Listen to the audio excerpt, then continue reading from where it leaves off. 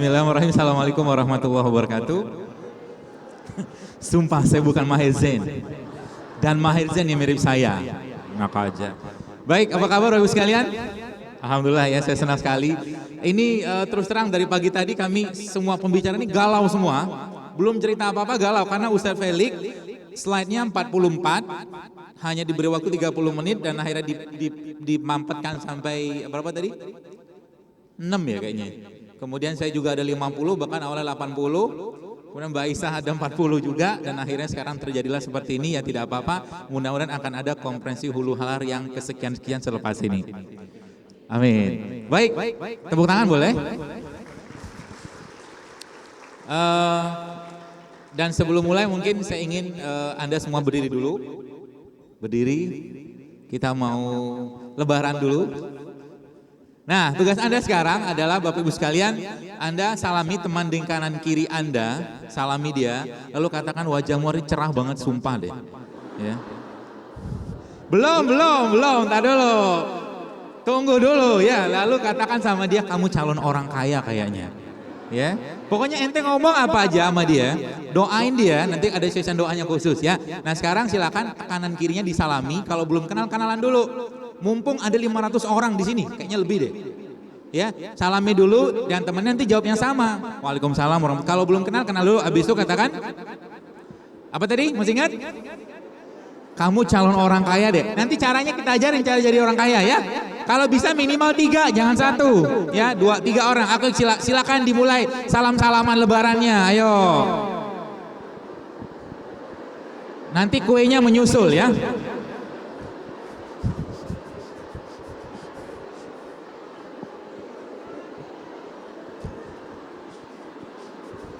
Apa? Aneh kan udah mau Ustaz tadi. Minimal 3 ya, minimal 3. 3 orang. Kalau bisa cari orang tua ya. Nanti sampai sore kita salaman aja, nggak usah ngapa-ngapain.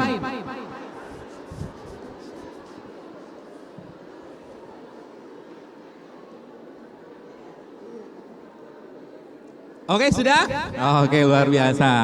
Baik, kalau sudah silakan kembali ke peraduannya. Ya baik, insya Allah pagi ini saya akan membawakan apa namanya? Nggak nyanyi ya, insya Allah pagi ini nggak nyanyi. Kita mau bicara tentang kesehatan. Jadi memang kalau Mbak Isa tadi bilang, subhanallah beliau habis biasa ngisi materi tentang itu, jadi galau semua. Kalau saya lebih parah lagi. Kalau dokter-dokter biasanya atau medis perawat ikut seminar atau workshop saya, bahkan sampai mengatakan saya menyesal menjadi seorang dokter. Pengennya jadi tukang jamu kata dia gitu.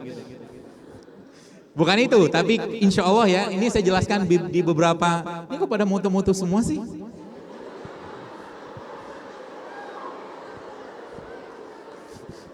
Nanti aja foto-fotonya, ya. Ya boleh lah.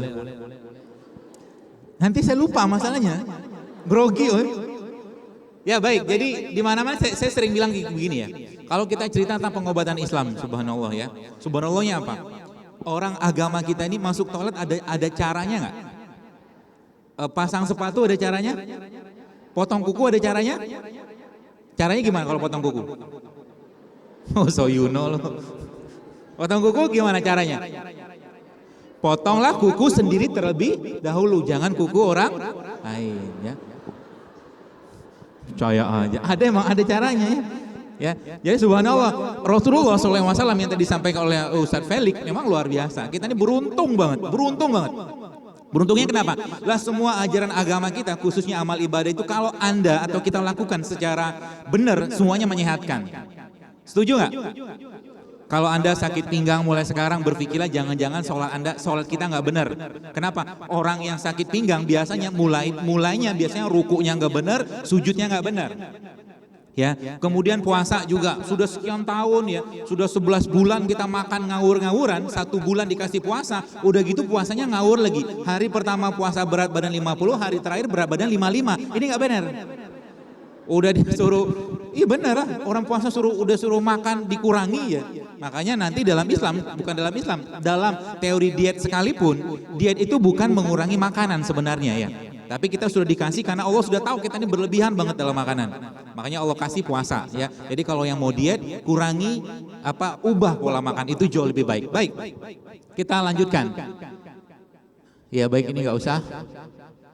Kemudian sebenarnya saya pengen hari ini, boleh nggak saya minta Anda berdoa pagi ini? Boleh nggak? Mumpung orang banyak, tapi doa Anda pagi ini jangan doa untuk Anda dulu. Doa pertama Anda pagi hari ini, Anda doakan orang-orang yang ada di sini dulu, yang pertama. Jadi, ya Allah, jika dalam ruangan ini ada yang belum berjodoh, semoga ketemu jodohnya ya Allah. Belum. Ya, yang pertama. Oke, yang kedua, lalu Anda ngomong, ya Allah kalau dalam ruangan ini masih suka yang gratis-gratisan ya Allah, maka ampuni dia supaya cepat jadi orang kaya ya Allah. Ya, yang ketiga doain lagi, ya Allah kalau dalam ruangan ini masih sedikit sedekahnya ya Allah, tolong perbanyak rezekinya supaya sedekahnya. Pokoknya doa apa aja, saya kasih waktu 2 menit, baru habis itu ya. Setelah itu Anda doain gitu, ya Allah tolong kabulin semua orang, semua doa-doa saudara saya yang ada di ruangan ini ya Allah. Lalu terakhirnya baru Anda mendoakan diri Anda sendiri. Boleh nggak? Keren banget ya doanya. Jangan lupa doakan saya. Karena saya yang mengajak Anda berdoa ya. Kan ada maklarnya itu. Nanti belajar maklar sama Mas Ali. Oke, siap? Bersedia? Tundukkan kepala, gerak. Enggak lah, doa aja. Bismillah, silakan berdoa.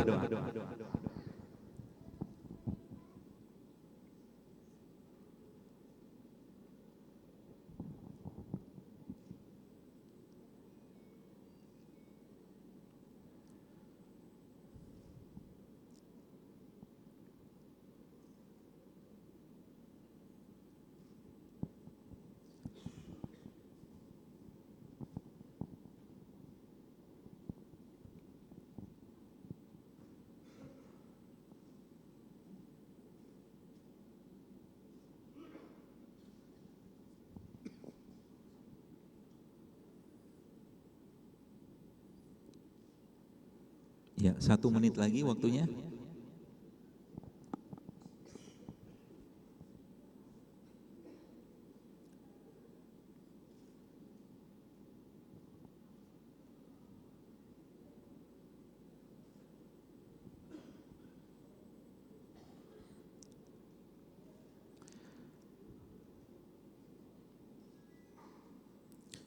Baik, waktu selesai, amin ya rabbal alamin. Mudah-mudahan keluar dari ruangan ini banyak yang berubah, ya. Yang tiba-tiba keluar sana, Mbak bersediakan jadi istri saya, gitu. Tiba-tiba aja, Allahu Akbar, oh subhanallah. Karena saya dapat kabar nih banyak yang masih single, ya. Insya Allah ya. Siapa tahu pulang-pulang ini tiba-tiba dapat orderan banyak, kan luar biasa. Amin, amin semua gitu ya. Alhamdulillah. Baik, tadi saya jelaskan bahwa benar ya, agama kita amat sangat sempurna. Rasulullah SAW sudah mengajarkan berbagai macam hal kepada kita.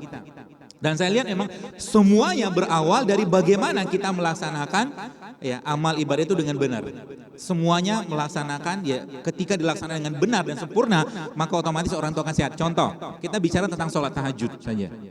Sholat tahajud mungkin ya kita nggak tahu zaman dulu seperti apa, bagaimana sholat tahajudnya para sahabat, tapi keren banget. Ya.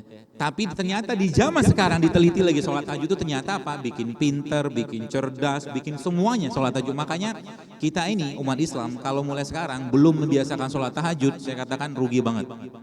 Rugi banget. Paksain setiap malam kita sholat tahajud, bahkan dalam keadaan kita bermusafir atau safar ya. Itu sehatnya luar biasa. Apalagi Berwudu tuh bikin sehatnya luar biasa. Saya nggak bisa cerita semua karena slide-nya agak banyak, jadi ini kita rangkum saja. Berwudu luar biasa sehat. Tapi kalau kita lihat, Anda baca dalam surat Al-Maidah, wudu itu caranya gimana? Nah kalau saya tanya gini, Anda nggak usah susah-susah hati, pura-pura mikir aja. Gitu ya, kelihatan pinternya. Ya. Ya, wudu itu caranya gimana? Allah bilang dalam surah Al-Maidah, Allah katakan membasuh bukan mengaliri.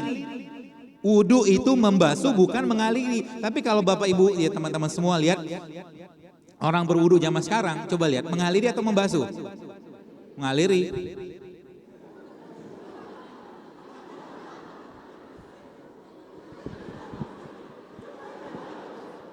Ya nggak? Banyakan begitu nggak?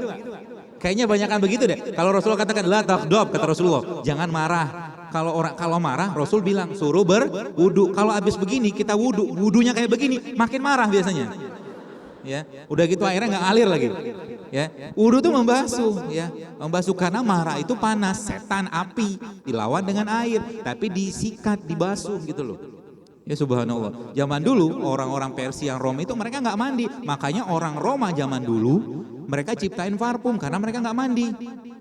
Jadi hati-hati loh Anda kalau pakai parfum, waspada loh. Loh, kenapa? Enggak, maksud saya parfum itu banyak yang mikir cuman karena titik kritisnya cuman mungkin karena alkohol ya. Oh jangan soleh, parfum salah. Jangan salah, parfum itu juga maaf agak-agak gugup. Ya, parfum itu juga itu bisa menggunakan kelenjar anak musang.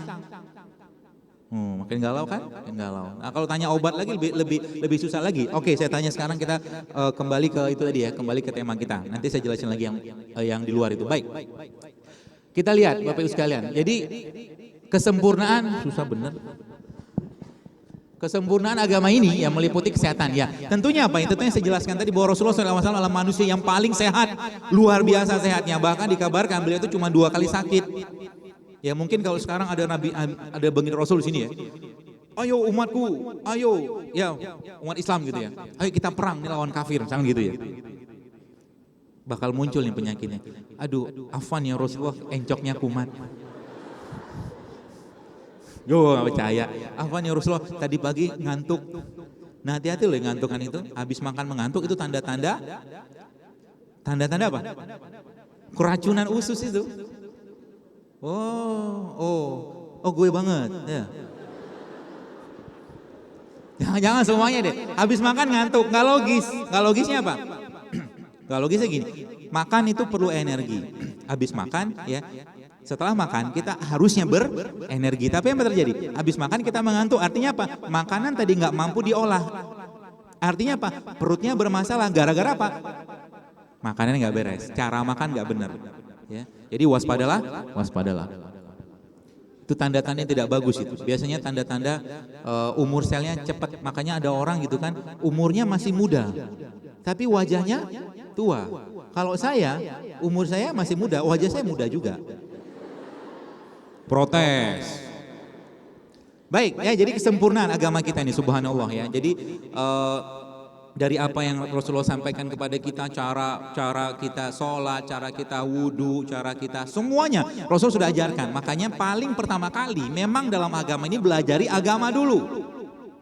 Pelajari agama dulu, jangan belajar yang lain dulu, karena semua ada di sana. Mau cerita tentang kekhilafahan, mau cerita tentang kesehatan, mau cerita tentang halal, nanti mau cerita tentang, kalau Mas Ali akan cerita tentang, kalau mungkin bahasa Rasulullah tablik menyampaikan. Ya, beliau jago dalam bidang bagaimana membuat internet ya ataupun handphone Anda itu bisa menghasilkan uang. Jadi karyawannya itu handphone. Ya. Baik, kita lanjutkan. Pertanyaannya, kenapa banyak orang sakit jiwa dan sakit raga hari ini? Kira-kira kenapa? Coba kalau saya tanya gimana? Pura-pura mikir. Nanti kalau saya jawab, saya mau ngomong itu dok, nah, gitu. Kenapa kira-kira?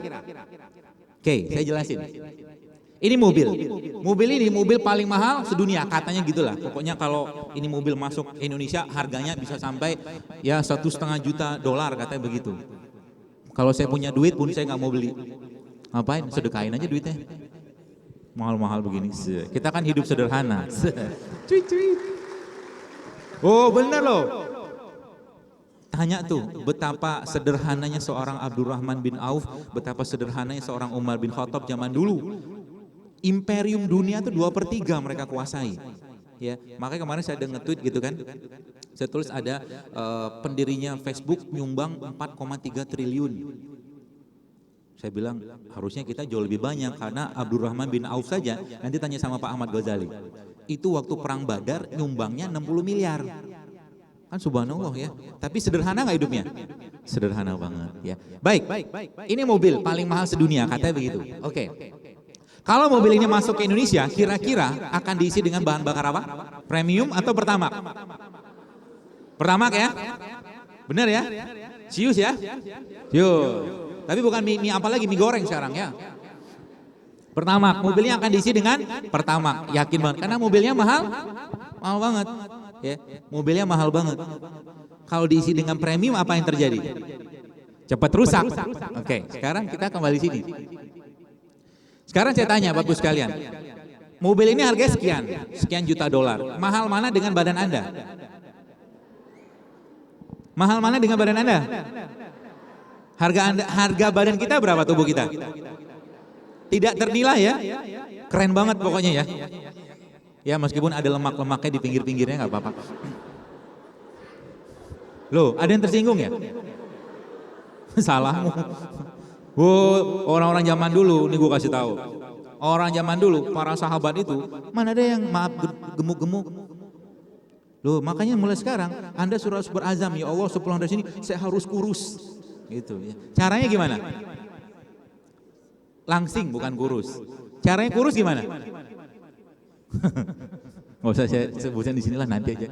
Baik, ini mobil katanya lebih mahal dari mana? Sekarang saya tanya, sayang kalau Anda mengatakan badan Anda jauh lebih mahal dari mobil tadi, pertanyaan saya sekarang, ini, badan kita lebih banyak diisi dengan premium, Pertamax, aftur atau oplosan?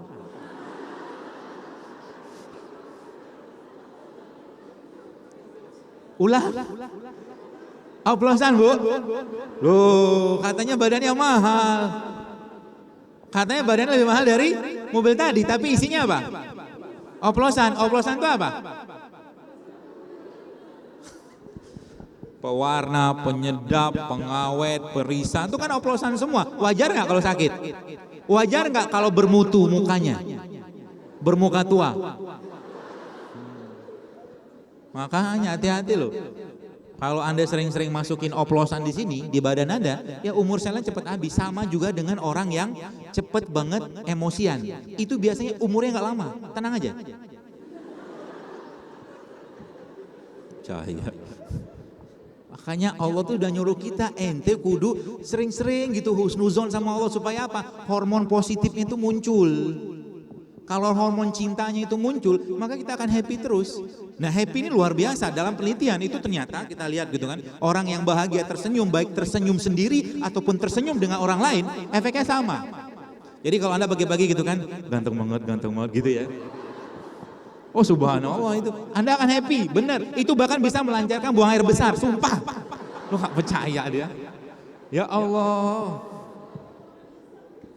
Nih, saya contohin ya, saya sering bilang, penyakit tidak akan datang pada orang yang emosinya baik. Jadi kalau sekarang, mulai sekarang, emosi kita nggak benar, waspadalah kita kena penyakit. Nggak percaya, saya contohin. Ini pimpinan pertama. Mbak, gimana kerjaan kamu? Apa kamu lihat-lihat? Kamu sembarang. Ketawa-tawa lagi. Udah jilbab coklat. Mana tugas kemarin? Ketawa lagi kamu. Ini pimpinan pertama. Pimpinan kedua, Bu, gimana Bu? Sehat Bu? Kayaknya luar biasa pagi ini ya, subhanallah, keren banget dah. Tapi kerenan saya. Terus Ibu, saya kalau saya ngomong sesuatu tentang saya nggak senang aja ya, heran Bu.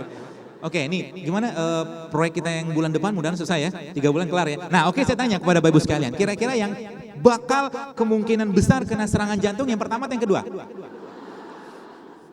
Kira-kira yang bakal kena penyakit, kebanyakan penyakit yang pimpinan pertama atau yang kedua?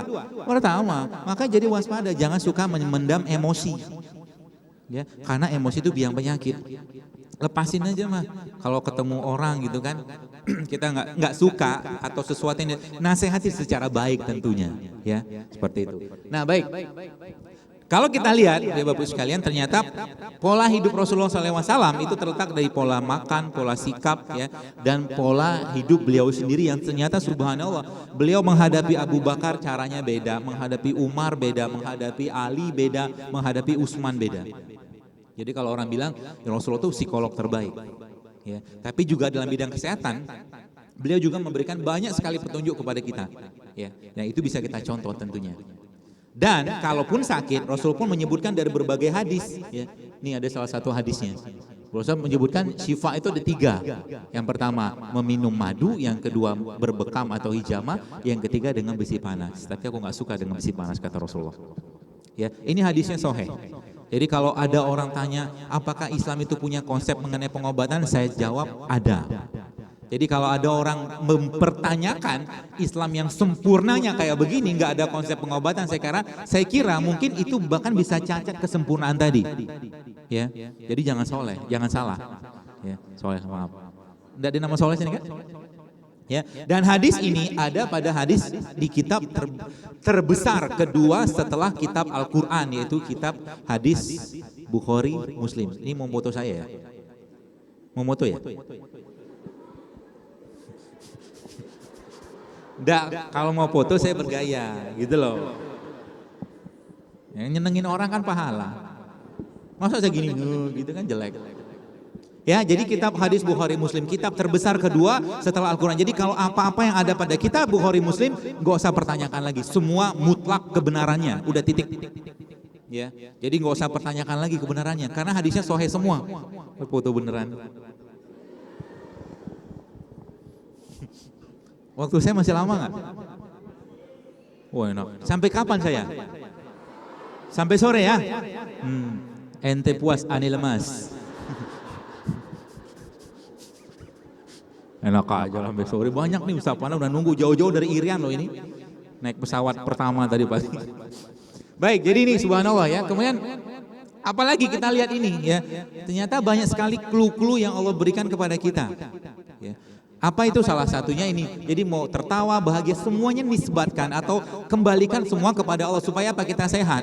Benar kata saya. Kalau kita menangis, betul-betul bahkan menangis baca Quran sekalipun, itu ternyata menyehatkan. Dalam sebuah penelitian di Mesir, orang-orang yang membaca Al-Quran bahkan hafal Al-Quran, potensi sel otaknya meningkat semua. Jadi kalau kita sekarang belum bisa baca Al-Quran, segera belajar Al-Quran. Kalau sudah bisa baca Al-Quran, segera fasihkan. Kalau sudah fasih, segera hafalkan.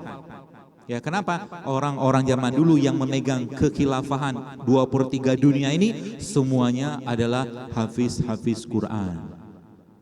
Ya, subhanallah ya. Makanya kalau kita sekarang nggak tahu Quran, nggak baca Quran, saya katakan nggak gaul banget. Apalagi tadi cerita tentang pengobatan, ya. Rasulullah sudah mengajarkan seperti itu, harusnya kita juga tahu. Jangan sampai kita mempertanyakan ini apa sih gitu. Ya. Baik.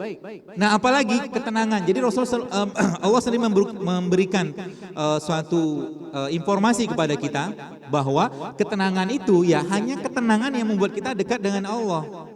Kenapa? Semua jenis ketenangan seperti ini akan membuat apa? Satu bentuk imunitas yang luar biasa, sehingga nanti di ujung slide ini saya mengatakan bahwa kekebalan terbaik tubuh kita adalah iman. Iman is your immunity, immunity is your iman. Itu akhirnya sebenarnya ya. Dan apalagi banyak sekali ya. Kemudian kalau kita lihat Bapak Ibu sekalian, jadi kalau mau bahagia gampang ya. Lihat, perhatikan sesuatu yang lucu, menyenangkan gitu ya. Makanya warna surga itu hijau. Allah bikin warna surga itu hijau. Kenapa? Spektrum warna hijau itu spektrum warna yang terserap paling sempurna. Coba deh kalau warna surga warnanya warna merah atau kuning atau biru gitu kan. Bahkan kalau biru tuh wenang feeling blue gitu kan. Blue itu kan sedih kabarnya. Ya. Jadi sudah dibuat sedemikian rupa oleh Allah Subhanahu wa taala seperti itu. Kemudian apa lagi? Ya, kenapa harus bahagia? Kenapa harus sering-sering baik sangka dengan Allah? Itu kunci pertama. Kenapa? Pertama, melaksanakan syariat agama, amal ibadah lakukan secara benar. Itu yang pertama. Ya. Lalu yang kedua, sering-sering baik sangka dengan Allah. Kenapa? Karena akan ada mekanisme hormon. Kalau hormon ini nggak keluar, ya, atau hormon ini dalam keadaan cemas terus menerus, salah satunya adalah endorfin, maka otomatis apa? Otomatis penyakit akan muncul. Ya, sama juga dengan yang kedua. Kalau perasaan cemas yang terus dipikirin ya benar-benar Anda akan cemas. Jadi ngomong gini loh. Jangan-jangan kolesterol saya naik nih. Jangan-jangan gula darah saya naik nih. Jangan-jangan besok macam-macam ada. Itu diubah semua. Kalau bahasa mungkin orang-orang NLP itu afirmasi positif. Anda ubah. Jangan-jangan besok saya kaya nih. Gitu ngomongnya. Ya. Jangan-jangan badan saya. Jadi jangan-jangan itu diubah menjadi jangan-jangan yang positif. Ya. Termasuk dalam bidang kesehatan. Kenapa? 21 kali itu diulang, maka benar-benar ada satu mekanisme hormonal yang akan terjadi ketika kita mengatakan seperti itu terus-menerus. Jadi jangan salah ya. Ketika kita ngomong jangan-jangan tensi saya naik beneran. Jangan-jangan lagi setiap hari jangan-jangan beneran ya. Makanya jangan sering dia pakai jangan-jangan. Ya. Dan bahkan dalam beberapa, ini saya ada kasih gambar pisang gitu ya. Pisang ini ternyata salah satu tumbuhan yang Allah sebutkan dalam berbagai ayat dalam Al-Quran. Ya, termasuk kalau nggak salah dalam surat Al-Waqiah juga ada, itu Allah sebutkan tentang pisang. Kenapa pisang? Pisang ini luar biasa. Ya, dalam salah satu kajian ternyata pisang ini itu salah satu tumbuhan yang bisa memberikan ketenangan. Tapi kalau kita nggak bicara pisang, kita bicara kurma juga bisa. Karena ada kaliumnya yang tinggi pada pisang ataupun kurma yang membuat hati kita tenang. Jadi pagi-pagi makanlah pisang. Ya. Kemudian apalagi berbagi dan bersedekah atau berbagi, intinya Anda harus berbagi. Kenapa? Semua yang sifatnya rilis sesuatu maka kita akan positif. Berbagilah setiap hari. Jadi tadi saya suruh Anda Bapak Ibu sekalian untuk peluk-pelukan, kemudian doa-doa itu sebenarnya berbagi. Supaya apa? Jiwa kita tuh betul-betul positif. Kenapa? Kalau nggak mau doa, makanya orang yang pelit itu ngedoain orang aja nggak mau, ini pelit banget. Ya, mulai sekarang Anda harus, bukan harus ya, saya katakan lebih baik doa itu, udah selesai. Lebih baik doa, berapa menit? Oh masih lama, saya sudah was-was aja nih. Ya, jadi lebih baik doa Anda awali dengan mendoakan orang lain dulu, terakhir baru Anda doakan diri Anda sendiri. Kenapa? Wah luar biasa. Kenapa? Orang-orang yang mendoakan tersebut akan keluar hormon tadi. Kalau bisa, maka Anda doakan orang-orang yang memusuhi Anda, yang membenci Anda. Doain mereka. Nggak ada salahnya dan tidak ada ruginya kalau kita mendoakan mereka. Ya. Nih ya, tadi saya katakan tentang senyum salah satunya. Ini maaf lompat-lompat.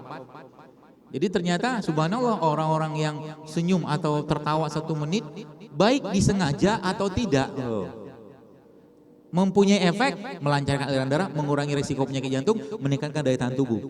Ya, jadi bahkan Rasul pun sudah menyuruh kita seperti itu. Ya, senyum adalah sedekah, tapi ini jangan dipelesetkan gitu ya. Pelesetannya gimana? Lagi-lagi ada orang pinggir jalan lagi kelaparan gitu kan, senyum sedekah.